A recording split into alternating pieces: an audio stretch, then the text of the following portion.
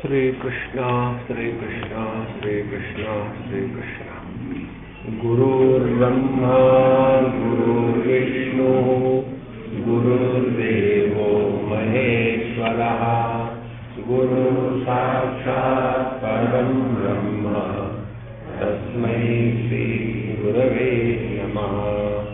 तस्मै श्री गुरवे नमः। यद आदौ प्रतिज्ञातम अतः वक्ष्यामि अकार्पण्यम अजातिम समतां गतम इति तत् उत्पत्तितः शास्त्रतः च उक्तम उपसंह्रियते अजातिम समतां गति। गौड़पादाचार्य कहते हैं कि जो मैंने पहले प्रतिज्ञा करी थी कि मैं अकार्पण्यता के बारे में शास्त्र और युक्ति से बताऊंगा, ये बताया कि इसमें कोई भी द्वैत का लवलेश मात्र भी नहीं है। जहाँ तक हमने कल देखा था। अब 39वें कारिका से जाते हैं। अस्पर्श योगो वै नाम दुर्दर्शः सर्वयोगिभिः योगिनो बिभ्यति यस्मात् अभय भयदर्शिनः। ये बहुत प्रसिद्ध श्लोक है।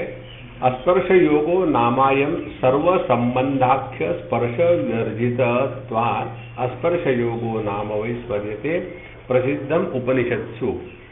उपनिषदों में इसको स्पर्श योग कहते हैं क्योंकि स्पर्श करने के लिए कोई अन्य चाहिए। जब तक अन्य नहीं होगा तब स्पर्श नहीं होगा। तो आकाश में अन्य तो बाकी 4 महाभूत हैं, तो क्या ये आकाश को 4 महाभूत स्पर्श कर सकते हैं? नहीं। रस्सी के ऊपर में जो सर्प का अध्यारोपण होता है, क्या वो सांप रस्सी को स्पर्श करता है? क्या नहीं।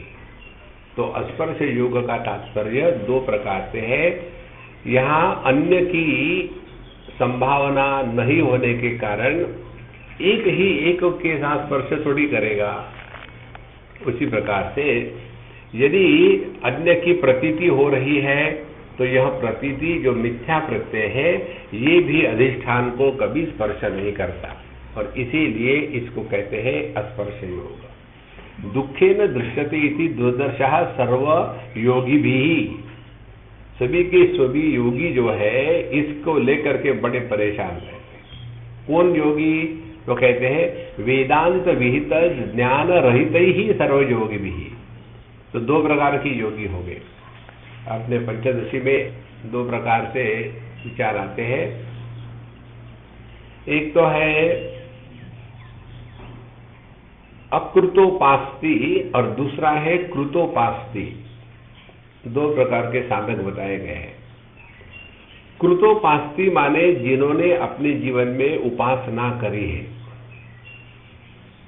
नियम से जीवन जिया है, भगवान का नाम स्मरण किया है, कोई अनुष्ठान किए हैं, और उनके मन में अब ये बात स्पष्ट हो गई है कि तत्व इस जगत से भिन्न है, और जब तक के तत्व में हम समर्पित नहीं होंगे तब तक के आनंद का अनुभव संभव नहीं। तो ऐसे जो लोग हैं कृतोपास्ति, उनके लिए वेदांत का श्रवण मात्र काफी है। श्रवण मात्र से वो सब कुछ एकदम ग्रहण कर सकते हैं, क्योंकि उनकी भूमि बनाई हुई है। और हमारे जैसे लोग जो होते हैं जिन्होंने कभी उपासना करी नहीं, तो ऐसे लोगों के लिए क्या करना है? तो कहते हैं ऐसे लोगों के लिए जिन्होंने बिना उपासना करके वेदांत का श्रवण किया है, उनके लिए उपासना माने ध्यान का अभ्यास। तो यह जो बिना वेदांत के श्रवण से जिन्होंने केवल योगा में ही फंसे हैं पूरा जीवन, ये आसन करो, वो आसन करो, ऐसा आसन करो, ऐसा आसन करो, सब बच्चों को आसन पढ़ा, पूरे देश एकदम आसन में बैठे, जो इसी में लगे हुए हैं और जिन्होंने किसी भी प्रकार से वेदांत का श्रवण नहीं किया, तो क्या हो गया? उनकी जो फाउंडेशन है वो फाउंडेशन पक्की नहीं है। और फाउंडेशन पक्की नहीं होगी तो कितनी भी बड़ी बिल्डिंग बनाओ वो तो गिरने ही वाली है। इसीलिए अद्वैत तत्व का जब हमने अध्ययन किया है और अध्ययन करने के पश्चात जब ध्यानाभ्यास करते हैं तो उसका भिन्न प्रयोजन, भिन्न अर्थ होता है। देखो, तो जिन्होंने अद्वैत तत्व का अध्ययन, श्रवण इत्यादि किया नहीं, उनके लिए ध्यान माने क्या? ध्यान माने एक आसन में बैठना, तो उसी में खुश। हम तो भाई आधा घंटा बिल्कुल बिना हिले बैठ लेते हैं, नहीं तो फिर प्राणायाम करना, हम तो नित्य इतने प्राणायाम करते हैं और सभी प्रकार के आसन हमको आ जाते, कोई भी आसन कहो हम कर लेते हैं। इस प्रकार से वो केवल शरीर और प्रकृति में ही फंसे रहते हैं, उसके परे जाने को तैयार नहीं। और उसके पश्चात तीसरी बात उनमें हो जाती है, क्योंकि योग सांख्य सिद्धांत पर अवलंबित है, तो सांख्य में हर देह में एक जीव अलग स्वीकार किया है और इसीलिए उनमें मैं तू मैं बना रहता है। हमें आपको बात बताते हैं, इस प्रकार का जिनका फाउंडेशन है कि हर एक व्यक्ति अलग अलग है। तो एक कहीं की बात है, हम गए उनको मिलने के लिए, तो पहली बार गए तो बोले महाराज जी अपने बारे में बताओ। हमने कहा कुछ बताने जैसा हो तो बताए। कुछ भी नहीं है, हम तो आपके दर्शन के लिए आए हैं, दर्शन करेंगे, कृतकृत्य होकर के चले जाए। तो बोले हम लोग ऐसे ऐसे हैं। फिर उन्होंने अपने बारे में बताना शुरू कर दिया। बोले एक बार हम ऐसे जब बैठे हुए थे सभी लोग, और मैं तो जवान था, और उधर से एक बड़े वयस्क, बड़े योगी सिद्ध पुरुष जिनमें बड़ी सिद्धियां थी वैसे आ गए। आने के बाद सभी लोग उठ गए, उनके हाथ में त्रिशूल वगैरह था, सब लोग उठ गए। मैं बैठा रहा तो उनको बड़ा क्रोध आया। सब के सब आए, उठे, और ये बैठा है, कौन अपने को समझता है? और इसीलिए उन्होंने मुझे सिखाने के लिए आकर के मेरे गोद में बैठे, और गोद में बैठ करके उन्होंने पृथ्वी की धारणा करी। पृथ्वी की धारणा करने से पृथ्वी का जो वजन है इनका वजन हो गया, और उस वजन के नीचे कोई भी रखे तो एकदम मर के चूर चूर हो जाएगा। तो जब उन्होंने ऐसा किया तो मैंने फिर उसी समय आकाश की धारणा करी। तो ये पृथ्वी का वजन मुझ पर पड़ा ही नहीं। और जब ऐसा किया तब उनको पता चला कि नहीं, ये मेरे से श्रेष्ठ है। फिर उन्होंने मुझे नमस्कार किया और चले गए। अब मुझे बताओ, इतना सारा करने के पश्चात मैं तू मैं चल ही तो रहा है। इसीलिए ये बहुत बड़ी कठिनाई है, ऑब्स्टेकल है, प्रतिबंध है। जहां हम इन चीजों में फंसे तो उसमें कंपैरिजन शुरू हो जाता है। इसीलिए यह स्पष्ट कहते हैं कि वेदांत विज्ञान रहित ही सर्वयोगी भी दुखे न दुर्दर्शा दुखे न दृश्यते। बहुत कठिन है उनके लिए, क्योंकि फाउंडेशन अलग है और इसीलिए कंपटीशन होगी। इसीलिए फिर ये श्रेष्ठ, ये कनिष्ठ, ये मान, ये अपमान। देखो हम कई जगह जाते हैं। एक बार बंबई की बात है, सभी बाबा जी लोग बैठे, हम भी जाके बैठे। तो हमारे साथ तो कोई कमंडलू होता नहीं, तो हम ऐसे जाके बैठे। तो हम बोले महाराज जी आओ यहाँ, नहीं ऊपर बैठे, ऊपर जाके बैठे। बोले आपका आसन? हमने कहा ये आसन ही तो है, और क्या है? नहीं आपका अलग से आसन, आपका कोई सेवक नहीं है क्या? हमने कहा आप कौन है? महाराज जी हम आपके सेवक है, लगाओ आसन।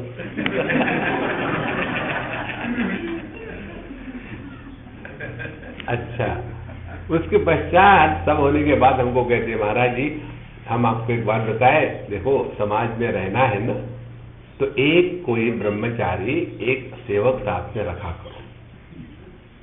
ये क्या आप अकेले घूमते हो? ये ठीक नहीं है। ये अपना कुछ ना कुछ प्रेस्टीज वगैरह होना चाहिए, समाज में रह रहे हैं तो हम लोग।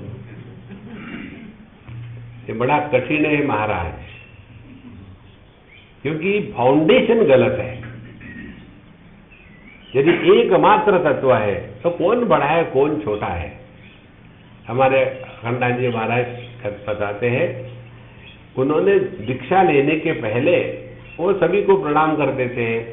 अब उनकी दंडी स्वामी की दीक्षा हो गई। दंडी स्वामी की दीक्षा केवल उन्हीं को होती है कि जिनके दोनों माँ बाप ब्राह्मण होते हैं। ये नियम है, सबको दंडी स्वामी नहीं बन सकता।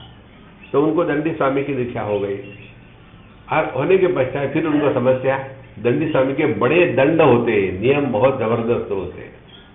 आप किसी के साथ बात नहीं कर सकते, कोई आपके साथ बात करेगा तो उसने अपने मुंह पर पर्दा रखना चाहिए। और उसके पश्चात आप किसी को नमस्कार भी नहीं कर सकते, कोई आपके आगे नहीं जा सकता, आप किसी से नीचे नहीं बैठ सकते, दुनिया भर के नियम।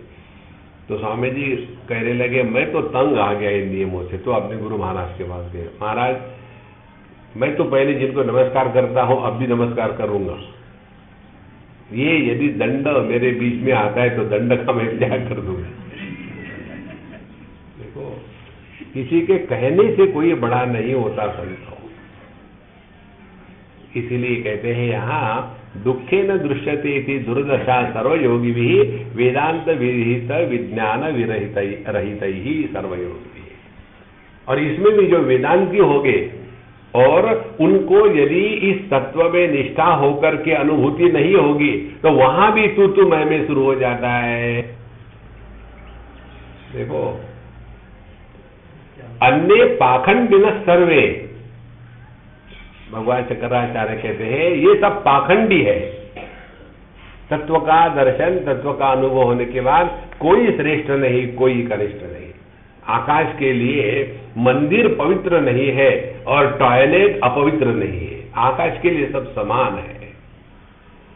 कहते हैं कारण क्या है? आत्म सत्यानुबोध आयास लभ्या एवं इत्यर्थः। क्योंकि जब तक कि हम अपने स्वरूप को पहचानेंगे नहीं तब तक कि इसमें निष्ठा प्राप्त नहीं हो सकती। तभी तक ये बड़ा कठिन लगता है और बड़ा परेशान लगता है। इसमें जो हिंदी में ट्रांसलेशन किया है ना, आत्म सत्यानुबोध आयास लभ्या, इसका ट्रांसलेशन इन्होंने श्रवण मनन और प्राणायाम ठोक दिया, वहां प्राणायाम नहीं लिखा है। ऐसा दुराग्रह हो जाता है किसी चीज में कि वो करना ही है। योगिनः बिभ्यति ही यस्मात् सर्वभय विवर्जितात् अपि आत्मनाश रूपम इदम योगम मन्यमाना भयं कुर्वन्ति अभय अस्मिन् भयदर्शिनः भय निमित्त आत्मनाश दर्शनशीलाः अविवेकिनः इत्यर्थः। तो ये तो ऐसा ही है कि एक पानी का बूंद समुद्र में पड़ने लगा तो डर लगने लगा तो मेरा तो अब नाश हो जाएगा। अरे कहाँ नाश होगा, सबके साथ एक हो जाएंगे, लेकिन फिर इनका मैं खत्म हो जाएगा, तो इसीलिए उनको बड़ा डर लगता है। देखो महाराज, भक्ति शास्त्र में कहते हैं भगवान के सामने जाकर के आत्मसमर्पण करो, माने मैं नहीं केवल तू है। वेदांत में कहते हैं ये मैं का अनुसंधान करो और पता चलेगा कि यह जो मिथ्यामय है और गौणमय है यही समस्या का कारण है। जहां अपने गौणमय कौन सा हो गया? पति पत्नी भाई बहन इत्यादि। और मिथ्यामय क्या हो गया? मैं देह, मैं प्राण, मन, मैं बुद्धि, मैं अहंकार इत्यादि।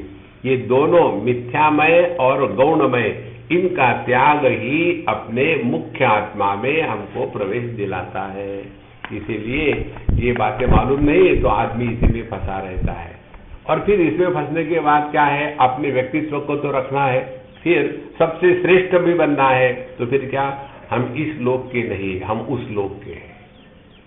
हम कभी यहाँ आए थे टाइम पास करने के लिए, फिर हमारे लोग चले गए। जहां जाना आने का चक्कर है वहां द्वैत है, वहां संसार है।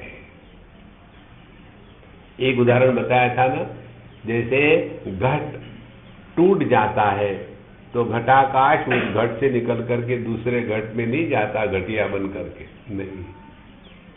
इसी प्रकार से ये सब का कारण क्या मालूम है? ऐसी गलत विचारधारा, इसका कारण यही है कि हमने अपने आप को देह के अंदर माना है। इतना ही समझ लो कि देह के अंदर से प्राकट्य हो रहा है, लेकिन हम देह के अंदर नहीं है, देह हमारे अंदर है। जैसे उदाहरण हमने आपको दिया था कि जैसे ये मोबाइल फोन के अंदर से आवाज प्रकट होती है, लेकिन मोबाइल फोन के अंदर आवाज नहीं होती, आवाज होती है मोबाइल फोन के बाहर। इसी प्रकार से हमारा जो स्वरूप है वह परमात्मा स्वरूप है, और वही परमात्मा का प्राकट्य भिन्न भिन्न उपाधियों में भिन्न प्रकार से होता है। पत्थरों में परमात्मा का प्राकट्य केवल सत्ता के रूप में होता है, और पेड़ पौधों में परमात्मा का प्राकट्य सत्ता के साथ साथ जीवन के रूप में होता है। पशु पक्षियों में एक और जुड़ जाता है, सत्ता भी है, जीवन भी है और ज्ञान भी है। और मनुष्य में परमात्मा का प्राकट्य पूर्ण रूप से हो जाता है, जिसमें सत्ता भी है, जीवन भी है, ज्ञान भी है और आनंद भी है। इस प्रकार से उपाधि के भेदों के कारण उनकी अभिव्यक्ति भिन्न हो रही है। जैसे ट्यूबलाइट लगाया तो उसमें से हवा थोड़ी आएगी, उसमें तो लाइट ही आएगा यदि फ्यूज ना हो तो। देखो, इसी प्रकार से यह एक ही तत्व उपाधियों के कारण भिन्न प्रतीत होता है, और उपाधियों में नहीं है, उपाधि के माध्यम से प्रकट हो रहा है।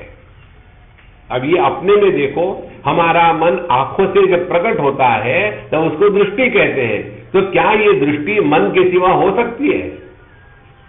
इसी प्रकार से वही परमात्मा जब एक देह के माध्यम से मन के रूप में प्रकट हो सकता है, सभी इस देह को जिंदा कहते हैं, नहीं तो इसको मुर्दा कहते हैं। तो वैसा देखा जाए तो जिंदे और मुर्दे देह दोनों में परमात्मा है, लेकिन जिंदे देह में परमात्मा प्रकट हो रहा है जीवन के रूप में, और मुर्दे में वो प्रकट नहीं हो रहा है। कारण क्या? वो देह फ्यूज हो गया। इसको एकदम स्पष्ट समझ लेना। इसीलिए व्यक्ति नहीं है, अभिव्यक्ति है। It is not an individuality, it is a manifestation. येषां पुनः ब्रह्मस्वरूप व्यतिरेकेन रज्जु सर्पवत् कल्पितम एव मन इत्यादि इंद्रियाणि इंद्रियादि च न परमार्थतः विद्यते, तेषां ब्रह्मस्वरूपाणाम् अभयं मोक्षाख्या च अक्षया शांति स्वभावता एव सिद्धा न अन्यायत्ता नोपचारा कथंचन इति अवोचाम। जिन्होंने ये स्पष्ट समझ लिया है कि एक ही परमात्मा तत्व पर जैसे रस्सी पर सांप को अध्यारोपित करके प्रतीत होता है, इसी एक ही परमात्मा पर यह पंचकोश अध्यारोपित कर दिए हैं, और नाम रूप अध्यारोपित कर दिए हैं, माया अध्यारोपित कर दी है, और एक ही परमात्मा तीन प्रकार से कहा जा रहा है, जीव जगत ईश्वर। तो यह जो जीव जगत ईश्वर का जो भेद है यह अध्यारोपित है, परमार्थता वो नहीं है। ऐसा जिनका ज्ञान है उनके लिए मोक्षाख्या अक्षया शांति, उनके जीवन में मोक्ष या अक्षय शांति ये स्वाभाविक है, उनको कुछ करना नहीं है, वो नित्य निरंतर शांत ही है। माने चिल्लाएंगी तो भी शांत है, बोल रहे हैं तो भी मौन है, खा रहे हैं तो भी उपवास कर रहे हैं, सो रहे हैं तो भी समाधि में है। देखो संतो, क्योंकि उनकी निष्ठा भिन्न है। आगे कहते हैं, ये तो अतः अन्य योगिनः मार्गकः हीन मध्यम दृष्टयः मनः अन्यत् आत्मा व्यतिरिक्तम आत्मा संबंधी पश्यन्ति तेषाम आत्मसत्यानुबोध रहितानाम। और जिन्होंने मन को परमात्मा से अलग कर लिया है, ध्यान से सुनना, हम लोगों ने कैसा समझाया मन को। चैतन्य में वृत्तियों के तूफान उठने के कारण उसको मन कहते हैं। मन से वृत्तियां शांत हो गई तो वही चैतन्य है,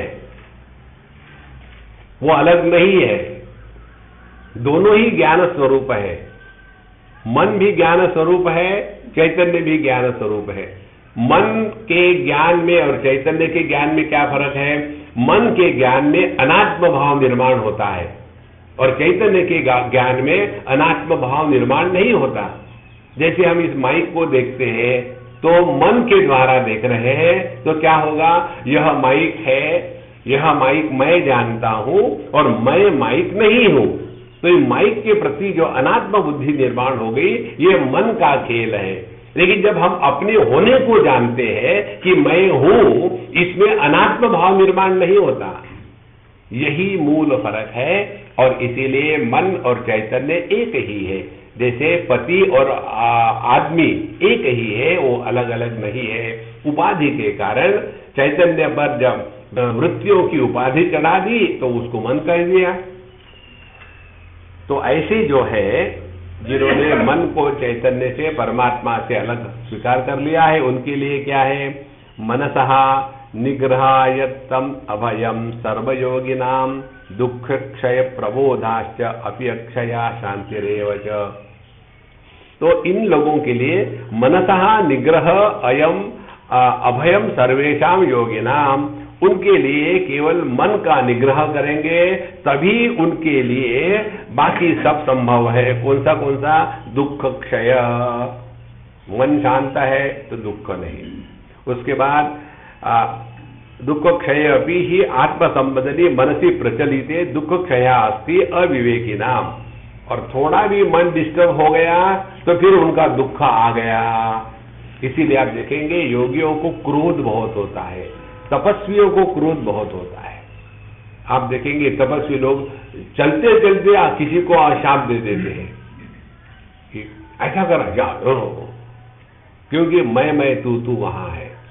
देखो हमारे स्वामी अखंडानंद जी की बात बताते, एक उनका एक पुस्तक है पावन प्रसंग, कभी समय मिला तो पढ़ना, बहुत सुंदर है।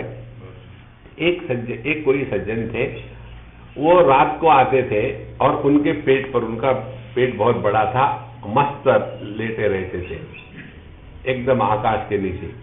तो एक कोई सज्जन आते थे, आकर के उनके पेट पर बच्चे के जैसे लेटते थे, और उनको कभी उन्होंने पूछा नहीं तुम कौन हो, क्यों लेटते हो? लेटना है तो लेटो, क्या फर्क पड़ता है। तो उनके जो शिष्य वगैरह थे उन्होंने उसको कहा कि क्यों तुम महाराज जी को परेशान करते हो, मत आया करो यहाँ, जाओ। तो 2-4 दिन वो आए नहीं। उन्होंने पूछा, अरे एक आदमी आता था मेरे पेट पर लेटने के लिए, कहाँ गया वो, क्या हो गया उसको? बोले हमने उसको निकाल दिया है, तो खामोखाम परेशान करता है। नहीं, क्यों परेशान करता है? उसको बेचारे को अच्छा लगता है तो ठीक ही है। तो फिर आना हो गया। फिर उसने कहा कि महाराज जी मैं अमुक अमुक हूं, मैं शूद्र हूं, दिन भर मैं किसी ब्रिज के नीचे छुप के रहता हूं, और रात को फिर आकर के भगवान का दर्शन दूर से करता हूं, और फिर आपके पास आखिरी पे बड़ी शांति मिलती है। और फिर उन्होंने रैदास जी के कुछ पद पूछे, इन पदों का क्या अर्थ है मुझे बताओ। फिर महाराज जी ने उनको रैदास जी के पदों का सब अर्थ बताया। देखो उनके लिए ये नहीं है कि मान अपमान कौन आके मुझे किया। नहीं तो देखेंगे आप थोड़ा कोई लेट हो गया आने के लिए, हो अरे कोई लेट आए तो क्या जो पहले आए वो सुन रहे हैं?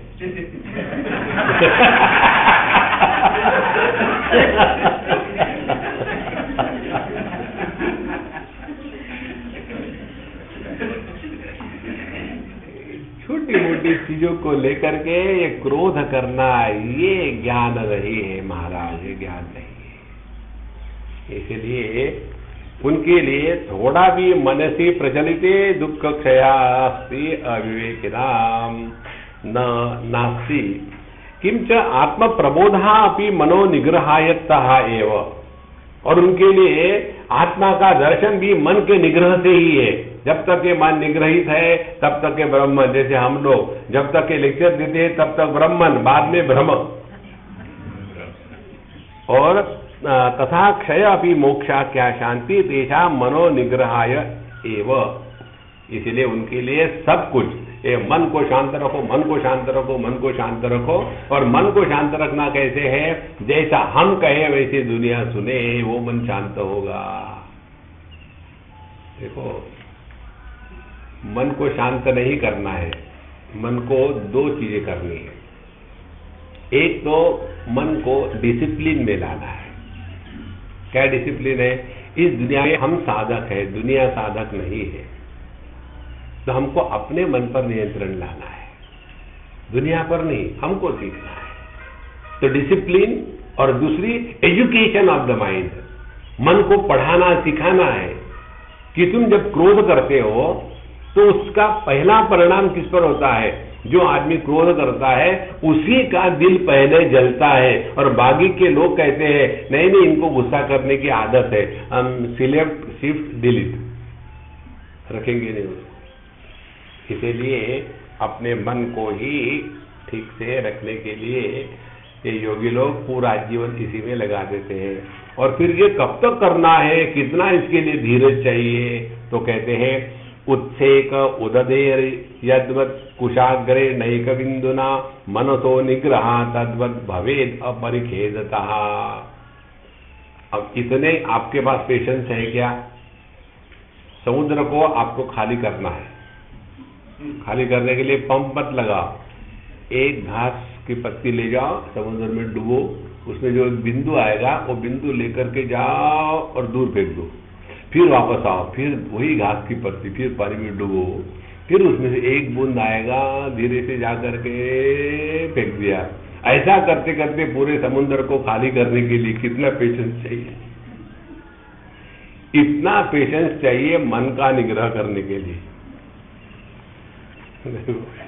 मनसः निग्रह तद्वत् भवेत अपरिखेदतः, माने ये जिंदगी भर करते रहो, आप बुक हो गए। और ऐसा जब हम अपने मन को निग्रहित करने लग जाते हैं तो क्या क्या होता है? किम अपरिखिन्न व्यवसाय मात्रमेव मनोनिग्रह उपाय न इति उच्यते। तो क्या बिना खिन्नता के ही इसी प्रकार से मन का निग्रह करने के लिए दूसरा कोई उपाय है कि नहीं? बोले हाँ जी जरूर है। तो कौन सा है? उपायेन निगृह्णीयात् विक्षिप्तं काम भोगयोः सुप्रसन्नं लयेन चैव यथा कामो यथा लयस्तथा। पहले काम भोगयोः निगृह्णीयात् विक्षिप्तं मनः उपायेन। तो मैं पहले ये समझ ले कि मन को निग्रहित करना माने क्या? तो पहली बात है मन को काम और भोग इन दोनों से उपरत करना है, पहली स्टेप। ये पहली स्टेप जो है वो पतंजलि के अनुसार है यम नियम। जितने भी योगा करने वाले होते हैं यम नियम को बाईपास करके आगे चले जाते हैं। अपने बड़ौदा बाईपास, आपको अंदर जाने की जरूरत नहीं, बाहर से निकल जाओ। इसी प्रकार से योगा बाईपास, तो उसमें या यम साधना नहीं करनी है, नियम साधना नहीं करनी है। पतंजलि ने यम नियम साधना के लिए सबसे ज्यादा सूत्र दिए हैं और उन्हीं को महाव्रत कहा है, वो तो हम नहीं कहेंगे। और आसन के लिए केवल 2 सूत्र है, स्थिर सुखम आसनम और प्रयत्न शैथिल्य अनंत समापत्तिभ्याम। ये 2 सूत्रों को लेकर के पूरा योगा दुनिया में चलता है। और जितना योगा लोग करते हैं एक भी बात पतंजलि ने नहीं कही उसमें। पतंजलि कहते हैं स्थिर सुखम आसनम, हमारा जो आनंद है वह स्थिर होना चाहिए, देह स्थिर की बात नहीं करी। देखो, और हमारा आनंद कब स्थिर रहेगा उसके लिए 2 टेक्निक बताते हैं, प्रयत्न शैथिल्य अनंत समापत्तिभ्याम। जहां प्रयत्न करोगे वहां कष्ट है, वहां गड़बड़ी है, और जहां छोटे दायरे में फंसे रहेंगे कभी आनंद नहीं मिलेगा। देखो, इसके इस अनुभव को करो आप, तब ये बात स्पष्ट हो जाती है। कैसे? एक बार हम किसी के यहाँ थे अमेरिका में, सबसे घटिया घर पूरे विश्व में कहीं के होंगे ना, अमेरिका के होंगे। उस घर के अंदर जाओ तो लगता है कि बाहर कब निकल जाए, इतना सफोकेशन होता है, सब सील्ड होते हैं, आप कुछ खोल नहीं सकते हैं। और उसको फिर खोल दिया तो अलार्म लग जाता है, ऐसे लगता है आपने महापाप किया है। घटिया से घटिया कहीं हवा आती ही नहीं घर में, वही सर्कुलेट होती है। टॉयलेट का पानी सर्कुलेट होता है, वही घर का पानी सर्कुलेट होता है। अरे राम राम। तो हम वहां से चलो भाई घूमने आते हैं, बोले ठीक है। उस डब्बे से निकले, कार के डब्बे में बैठे, वो भी सील्ड। और फिर वो हमको ले गए एक जंगल में, बढ़िया ऐसा पाथ था। बोले स्वामी जी यहाँ चलेंगे। हमने कहा भाई यहाँ नहीं, कहा समुद्र के पास चलो। तो स्वामी जी धूप है ना, कोई बात नहीं, धूप चले गए, समुद्र के पास चलो। हम समुद्र के पास घूमने गए। बोले आपको वहां क्यों नहीं अच्छा लगा? हमने कहा देखो, पेड़ों के नीचे मेरे सर पर बोझा होता है, एकदम समुद्र के पास आ जाओ, you merge with the total space. वो जो आनंद है, it cannot be even thought of. अनंत समापत्तिभ्याम, जैसे छोटी छोटी सी दबे दबे दबे दबे दबे दबे। आप इसका ट्राई करके देखो, आप जिस कमरे में रहते हो उस कमरे में पूरा भारतवर्ष भरा हुआ है, तो उसमें से सबको निकाल डालो और केवल आपका बिस्तर रखो और आप एक हाथ कोई कुर्सी पर, ज्यादा कुछ मत रखो, और फिर देखो क्या अनुभव आता है।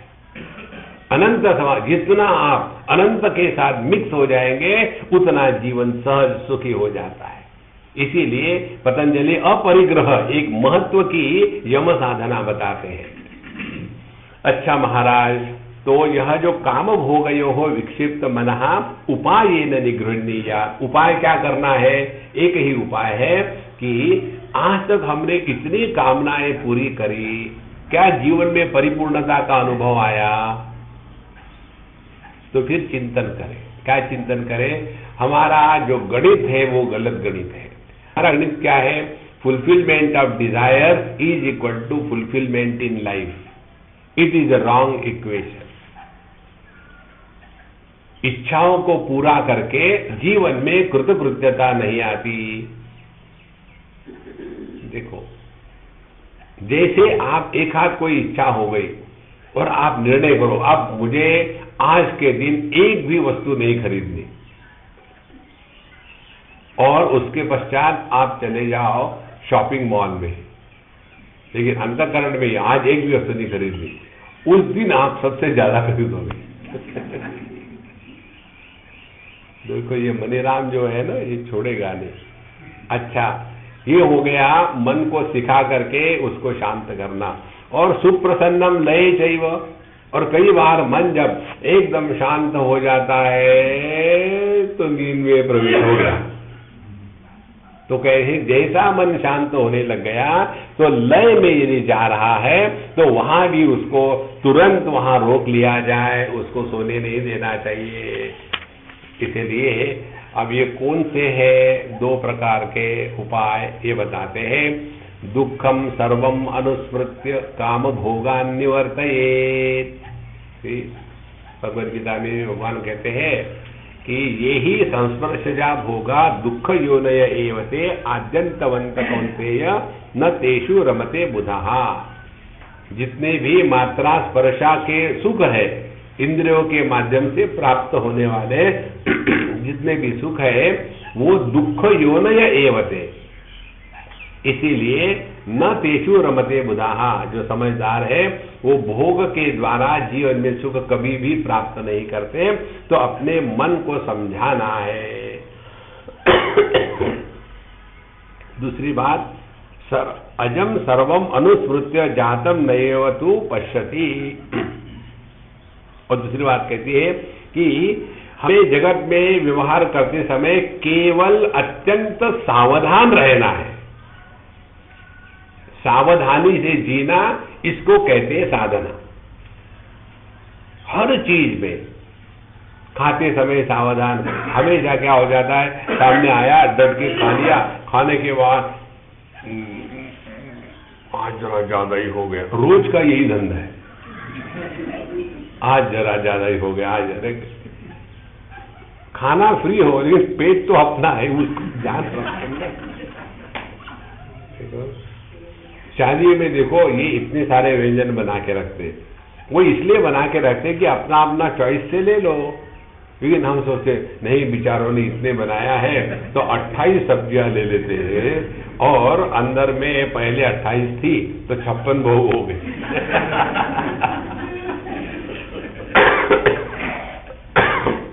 और फिर बड़ा कठिन होता है जी, बड़ा कठिन होता है शादियों के दिनों में।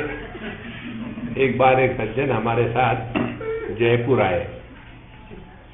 दो स्थानों में आपको लोग खा करके मरवा डालते हैं, एक तो है राजस्थान, दूसरा है हमारे वाराणसी। तो जब हम जयपुर में गए तो हमारे एक मित्र दिल्ली के, स्वामी जी आपके साथ रहने खाने में मजा आता है ना, आ जाओ मेरे साथ।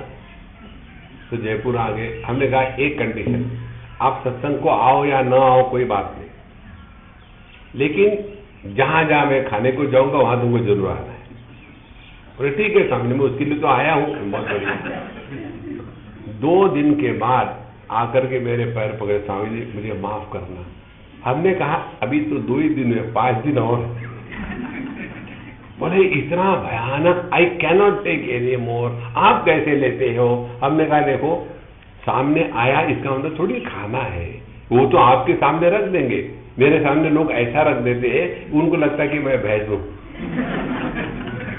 मैं मनुष्य हूं, भैंस नहीं हूं। कितना सारा यहाँ भी जब आलू रहते हैं ना, पूरा परात भर के समय खाओ।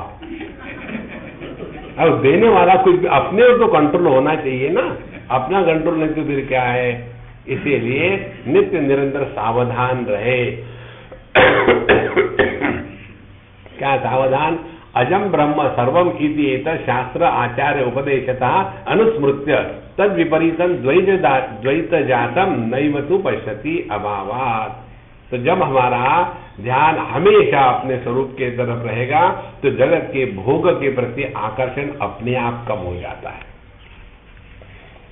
अब ये 2 प्रतिबंध निकाल लिए। अब अगले 2, लय संबोधये चित्तम विक्षिप्तम शमयेत् पुनः सकषायम विजानीयात् समप्राप्तम न चालयेत्। 4 बातें बताइए। पहले लय संबोधये चित्तम। कई लोगों की ये समस्या है, जब ध्यान के लिए बैठते हैं शुरू हो जाते हैं एक्सक्लेमेशन से।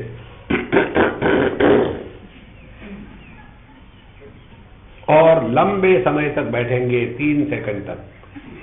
उसके पश्चात फिर वो जो एक्सक्लेमेशन है वो हो जाता है क्वेश्चन मार्क।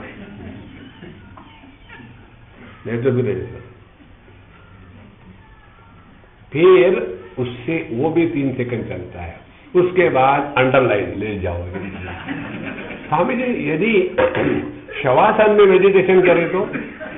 नहीं, शवासन करने के बाद उठो ही मत, तो समस्या ही खत्म हो जाएगी। देखो ये नींद आने से अपने आप को बचाने के लिए अनेक उपाय साधु संत बताते हैं, अपने आप ढूंढो। एक उपाय ये है, सांस को रोक लो। कब तक के? आधे घंटा काफी है।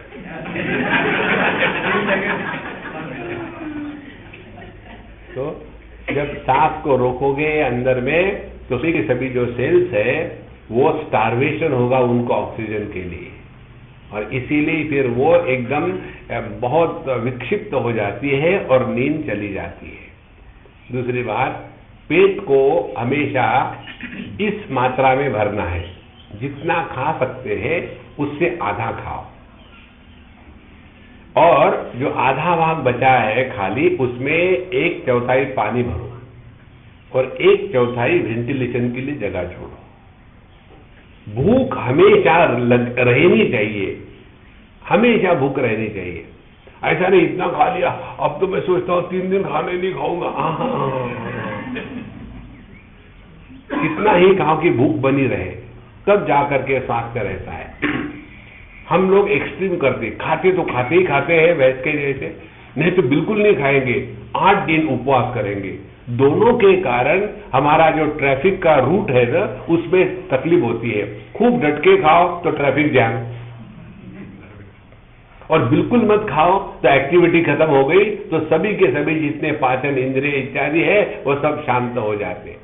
इसीलिए इस भट्टी को चलाने के लिए खाना है, बाकी इससे कोई मतलब नहीं। तो फिर लय संबोधे चित्तम, चित्त को इसीलिए चित्त वृत्ति निरोध के चक्कर में मत पड़ना। जहां सोचा कि आपका मन अभी सो रहा है तो तुरंत शुरू कर दो, श्री गुरु चरण सरोज रज निज मन मुकुर सुधारी, एकदम संबोधन करो, बिल्कुल शांत रहे बैठना। अच्छा, विक्षिप्तम शमयेत् पुनः, और यदि मन विक्षिप्त हो गया फिर उसको शांत करो समझदारी के साथ। और यदि दोनों के बीच में रहा, कभी कभी शांत होता है, कभी कभी सोता है, कभी कभी शांत होता है, सोता है, तो क्या करना है? तो कहते हैं सकषायम विजानीयात्, तब समझ लेना अभी हमारा मन शुद्ध पवित्र नहीं हुआ, अभी उसको धोबी घाट भेजना है। सकषायम विजानीयात स समप्राप्तम न चाले। और यदि मन हमारा शांत हो गया है, जगत के साथ कोई विक्षेप नहीं, अंतःकरण में जो संस्कार है उनका कोई प्रभाव नहीं, मन सो भी नहीं रहा है, ऐसी स्थिति जब आ जाती है तो उसको उसी में रखने देना, बदलना मत कुछ। और ऐसा करते करते धीरे धीरे यह मन समझदारी से आएगा। एक और बात बताते हैं, नास्वादयेत् सुखम तत्र निस्संग प्रज्ञया भवेत् निश्चलम निश्चरत् चित्तम एकीकुर्यात् प्रयत्नतः। हमने आपको बताया था ना कि इस ध्यान का कोई संस्कार मत बनाना, डोंट मेक ए कंसेप्ट, इसको याद मत रखना, इसकी स्मृति मत बनाना। कारण क्या है, हमारे मन में ऑलरेडी दुनिया भर के कंसेप्ट है, एक और डाल दिया। कायावरोहण में जैसा मेडिटेशन हुआ था ना, वैसा ही मेडिटेशन मुझे रोज करना है। और घर में गए, वहां काया अवरोहण नहीं, काया अवरोहण है। काया को, देह को ही मैं मान के बैठे हैं और फिर कहते हैं वैसा मेडिटेशन होगा, नहीं होगा। इसीलिए इसकी स्मृति न बनावे। स्मृति होती है दो बातों की, सुख की और दुख की। इसीलिए कहते हैं न आस्वादे सुखम तत्र। कई बार जब कहते हैं ना स्वामी जी मेडिटेशन में मजा आ गया, अरे वो कोई पकोड़े है क्या मजा आ गया? मेडिटेशन में मजा भी नहीं आता, दुख भी नहीं आता, नहीं तो उसी में फंसे रहेंगे। वहां का मेडिटेशन जमा था, यहां का जमा नहीं, वहीं जाके करेंगे। ट्राई करो, आई गारंटी कभी नहीं होगा। इसीलिए न आस्वादे सुखम, मेडिटेशन ये भोग नहीं है, यह योग है। निसंगम प्रज्ञया भवेत्। इसलिए एक महत्व की सिद्धांत की बात, कोई भी अनुभूति आ रही हो, जा रही हो, हमको उससे कुछ लेना देना नहीं। यदि आपने कोई संगीत सुना या कोई दिव्य प्रकाश देखा या कोई सुगंध आई, हमारे एक मित्र है, वो मुझे पूछ रहे थे, तो स्वामी जी मुझे सबके सामने तो नहीं पूछा, उन्होंने मुझे अगले से पकड़ा। तो स्वामी जी कभी कभी मैं जब आता हो पूजा करके, कभी गंगा जी से अकेला ही रहता हूं, तो एकदम मुझे ऐसी दिव्य सुगंध आने लग जाती है। थोड़ी देर रहती है फिर चली जाती है, कभी कभी 2-2 दिन रहती है, और हर बार भिन्न भिन्न प्रकार की सुगंध आती है। तो ये क्या है? हमने कहा देखो, ये पृथ्वी तत्व के साथ जब हमारा तादात्म्य होता है तो पृथ्वी का जो तन्मात्रा है, गंध तन्मात्रा, वो प्रकट हो जाती है। तो बिना विषय के ही वैसा अनुभव आता है।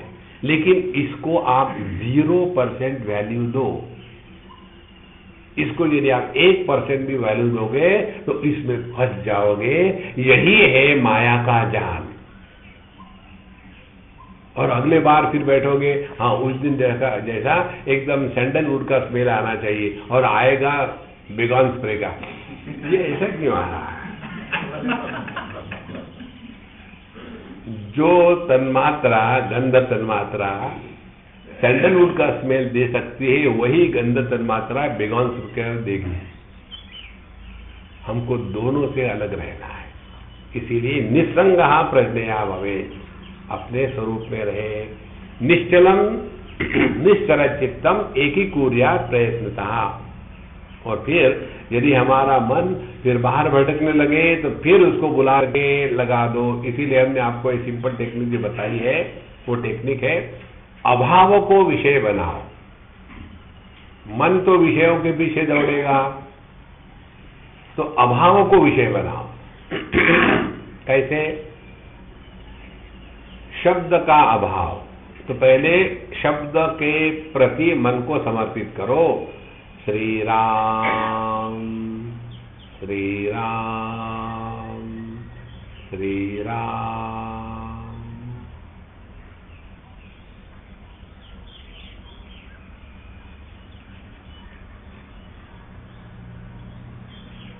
अब हमारा पूरा ध्यान शब्द के अभाव के प्रति था। तो जितना हम मन को अभाव में लगाएंगे उतना मन निर्विषय होने लग जाता है, और जो सबके अभाव में होता है वो परमात्मा है, जो भावा भाव के परे है। इसलिए निश्चलम निश्चल चित्तम एक ही कुर्यात प्रयत्नतः, इसके लिए प्रयत्न करें। अपने अपने टेक्निक ढूंढ के निकालने पड़ते हैं। देखो, प्रश्न पूछने से ध्यान नहीं लगता। मुझे बताओ, आप लोग सभी गृहस्थ हो, आपका छोटा सा बच्चा जब चलना सीखता है तो मम्मी को पूछता है क्या, मम्मी मम्मी जब तुम छोटी थी ना तुमने कैसे चलना सिखाया, कैसे चलना सीखा, मुझे बताओगी? कभी नहीं पूछता। उसकी अपनी टेक्निक होती है हर एक बच्चे की। कोई घिसते घिसते चलेगा, कोई सांप के जैसा रेंगेगा, कोई मछली के जैसा तैरेगा, कोई गिरेगा उठेगा, और अपनी टेक्निक। फिर उसको समझ में आता है, कोई हाथ से आधार लो तो खड़ा रह सकता है, फिर पहले दीवार का, फिर कुछ हाथ में आ गया पर्दा, हाँ पर्दे का आदत ठीक है, फिर गया डाइनिंग टेबल के पास, वहां भी टेबल लटका हुआ है, अच्छा इसको पकड़ के खड़ा रहे, वो खड़ा हो गया, पूरा क्रॉकरी जमीन पर आ गया, सब टूट फूट गया, तो उसको आनंद आता है, अच्छा ये भी होता है। इसी प्रकार से अपने ही ध्यान की प्रक्रिया से सीखे। Don't do meditation as a mechanical drill. ये कोई मिलिट्री की नहीं है, बाएं मुड़, दाहिने मुड़, आगे चल, हाँ सीधे बैठो, मेडिटेशन बिगिन, विचार मत करो। मन कहेगा तू कौन होता है बोलने वाला?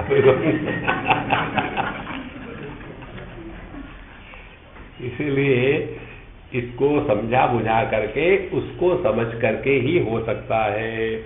यदा न लीयते चित्तम न च विक्षिप्यते पुनः अनिंगम अनिंगनम अनाभासम निष्पन्नम ब्रह्म तत्तदा। यदा न लीयते चित्तम, अब चित्त का लय भी नहीं हुआ, न विक्षिप्यते पुनः, फिर चित्त का विक्षेप भी नहीं हुआ, अनिंगम, ये किसी भी प्रकार से हिल नहीं रहा है। इसका उदाहरण भगवान भगवद गीता के 6वें अध्याय में देते हैं। यथा दीपो निवातस्थः नेंगते सोपमा स्मृतः योगिना यत चित्तस्य।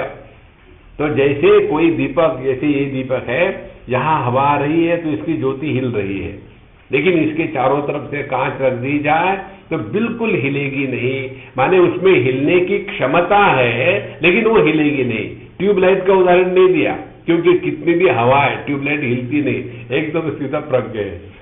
तो कहते हैं यदा न लीयते चित्तम, मन चित्त लय भी नहीं हुआ और विक्षेपित भी नहीं हुआ और किसी भी प्रकार से हिलता भी नहीं, और अनाभासम, किसी को विषय भी नहीं बना रहा है। तो 4 बातें हो गई। मन ने किसी को विषय नहीं बनाया, इसीलिए वह विषयी भी नहीं है। फिर मन सोया भी नहीं है, इसीलिए वहां प्राज्ञ पैदा नहीं हुआ। विक्षिप्यते, वहां विक्षेप भी नहीं आए, इसलिए वहां तेजस भी पैदा नहीं हुआ। अनिंगम, किसी प्रकार का विक्षेप होता ही नहीं। ऐसी जो स्थिति है मन की, उसको कहते हैं निष्पन्नम ब्रह्म तत्तदा, हम ब्रह्म में पहुंच गए हैं। तो ब्रह्म नाम की कोई वस्तु नहीं है महाराज, वो अपना स्वरूप है।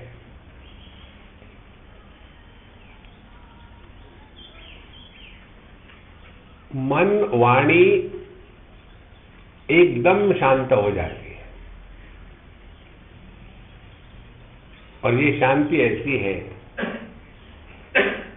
कि जो सापेक्ष शांति के द्वारा बढ़ती नहीं और अशांति के द्वारा घटती नहीं। यह शांति उत्पन्न नहीं हुई मेडिटेशन के कारण, यह स्वाभाविक शांति है।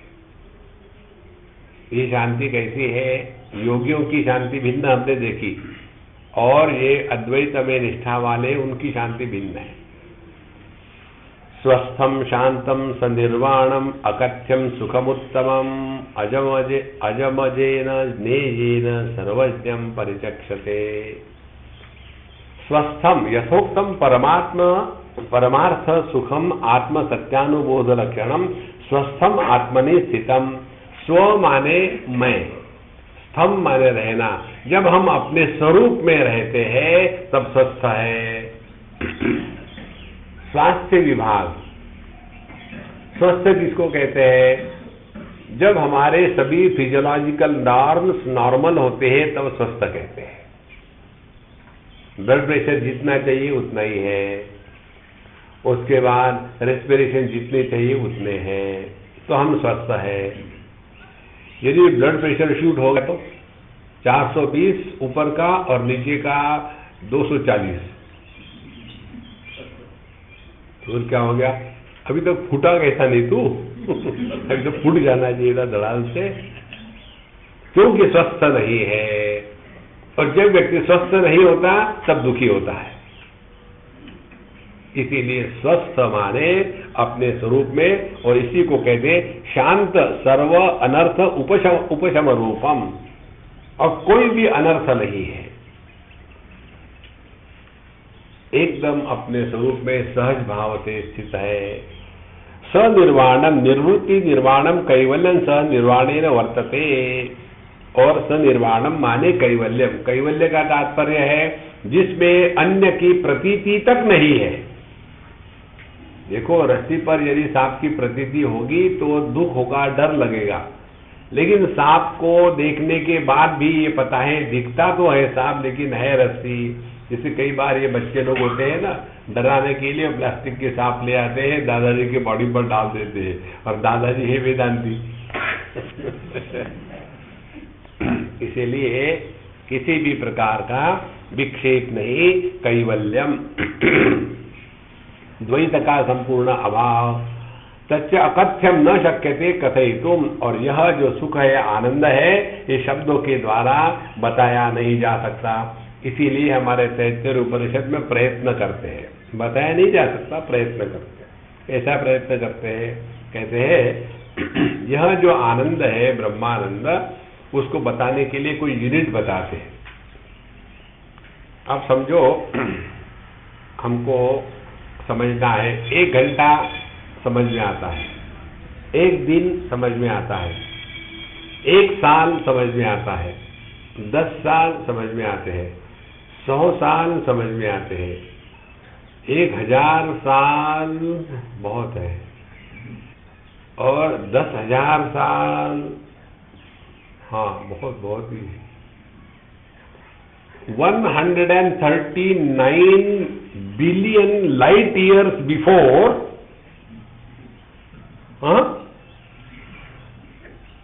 टाइम का कंसेप्ट एक हद तक होता है, उसके परे टाइम का कंसेप्ट वैलिड नहीं होता। देखो, तो यहां कहते हैं ये आनंद कितना है, तो कंसेप्ट डेवलप करते हैं। यदि कोई स्वस्थ हो, पढ़ा लिखा हो, स्मार्ट हो, हेल्दी हो, और उसको इंटेलिजेंट और सुंदर, असंभव कॉम्बिनेशन, इंटेलिजेंट और सुंदर और स्वस्थ समझदार सुनने वाली पत्नी मिली हो, और वो ऐसा पृथ्वी का राजा हो, तो उसको कितना सुख होगा। उसको कहते एक मानुष आनंद, 1 यूनिट ऑफ ह्यूमन हैप्पीनेस। फिर उसके 100 यूनिट ले लो तो गंधर्व हैप्पीनेस।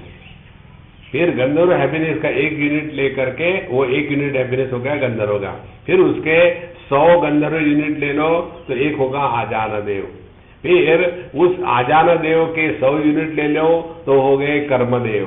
फिर उसके 100 यूनिट ले लो तो होगा इंद्र। ऐसा करते करते करते इतने पहुंच जाते हैं, पता ही नहीं चलता एक के ऊपर कितनी जीरो ऐड किए।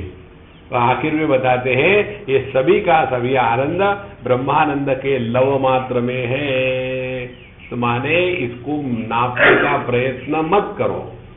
इसीलिए कहते हैं यह अकथ्यम सुखम, यह आनंद ऐसा है कि जिसको बताया ही नहीं जा सकता। क्योंकि हमको जो मालूम है उसके क्षेत्र में ये नहीं पड़ता। अत्यंत असाधारण विषयत्वात्, क्योंकि इसका विषय जो साधारण विषय ऐसा नहीं है। सुखम उत्तमम निरतिशयम ही तद योगी प्रत्यक्षमेव। भगवद गीता में कहते हैं सुखम आत्यंतिकम यत्तत् बुद्धि ग्राह्यम अतीन्द्रियम वेत्ति चैवायम स्थितः चरति तत्वतः।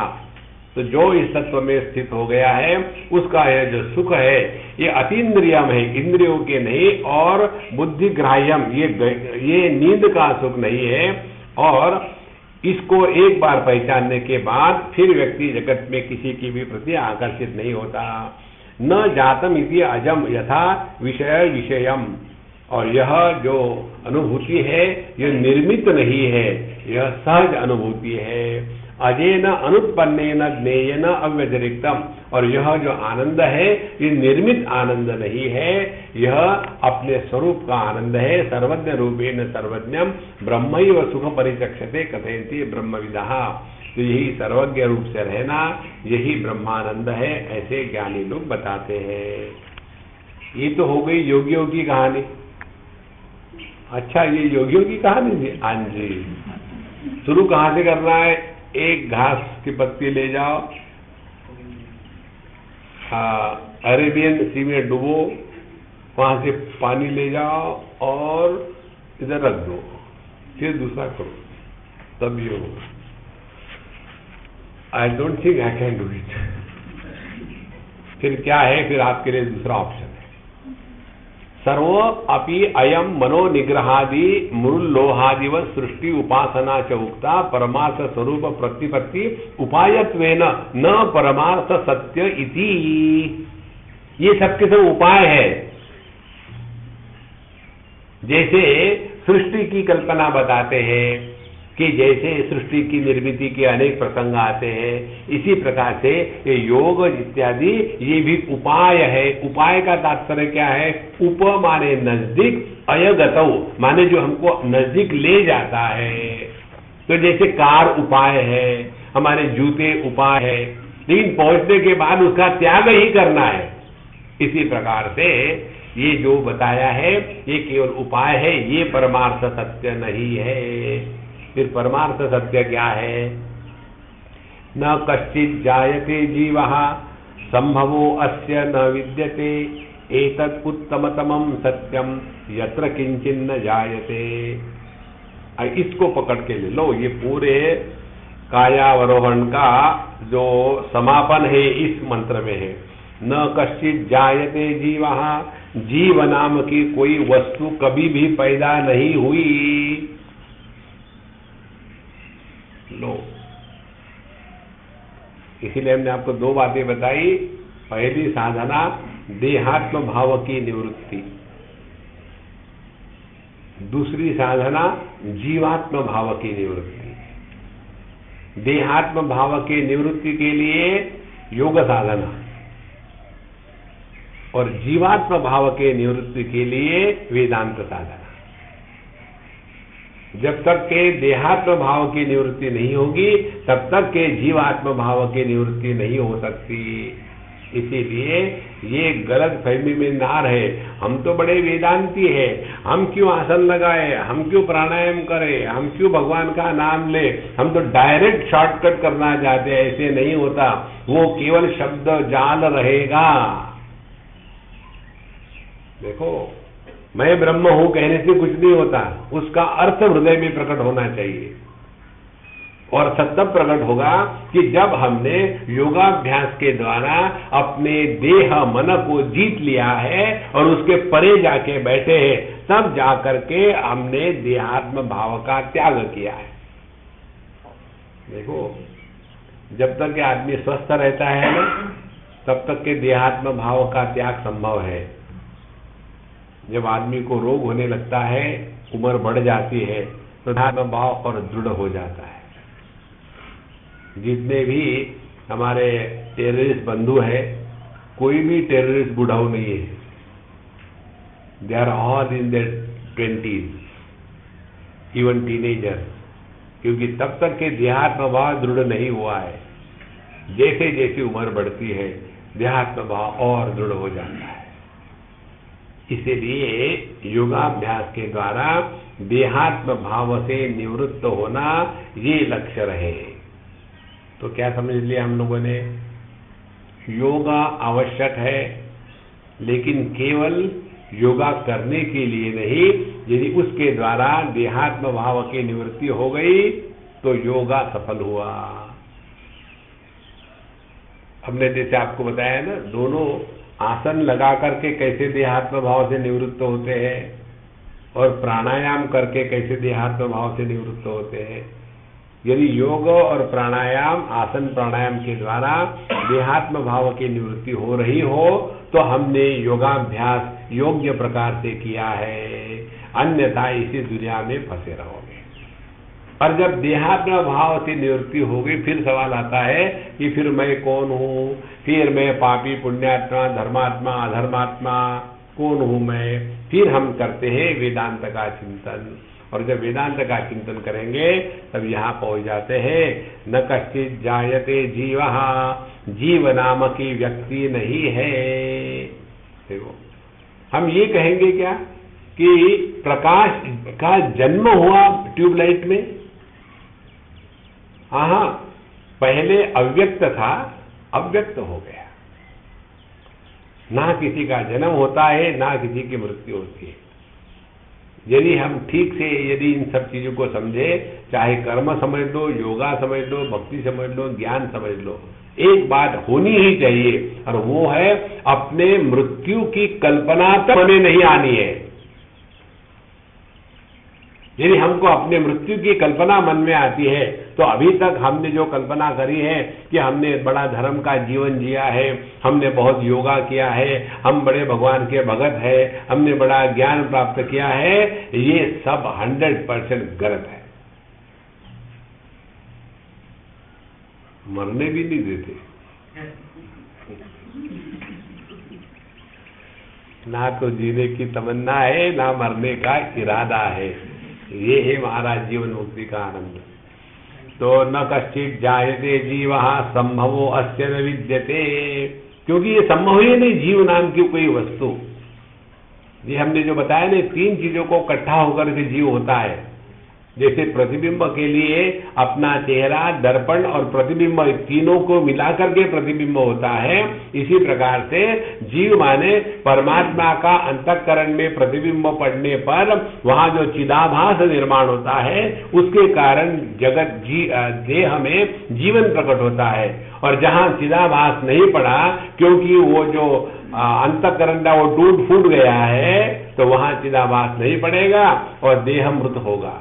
लेकिन उसके कारण जैसे दर्पण के टूटने से वो दर्पण में जो प्रतिबिंब है उसको कुछ नहीं होता, इसी प्रकार से ना तो प्रतिबिंब को कुछ होता है, ना तो अपने चेहरे को कुछ होता है। इसी प्रकार से ना तो परमात्मा को कुछ होता है, ना जीवात्मा को कुछ होता है। ये ऐसे ही चल रहा है, हम खाली पीली दुखी होते हैं। एतत् तत् उत्तमतमं सत्यम यत्र किंचिन न जायते। इसीलिए सबसे श्रेष्ठ यही बात है, इस परमात्मा तत्व में ना कभी कुछ हुआ है, ना कभी कुछ होने वाला है। ज्यादा सीरियस होने की कोई जरूरत नहीं। अब यहां से जाओ, बढ़िया नाश्ता करो और मौज में रहो।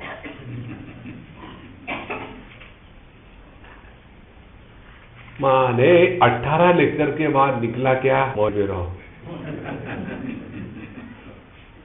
तो पहले ही बताते तो फिर टाइम कैसा पास होता?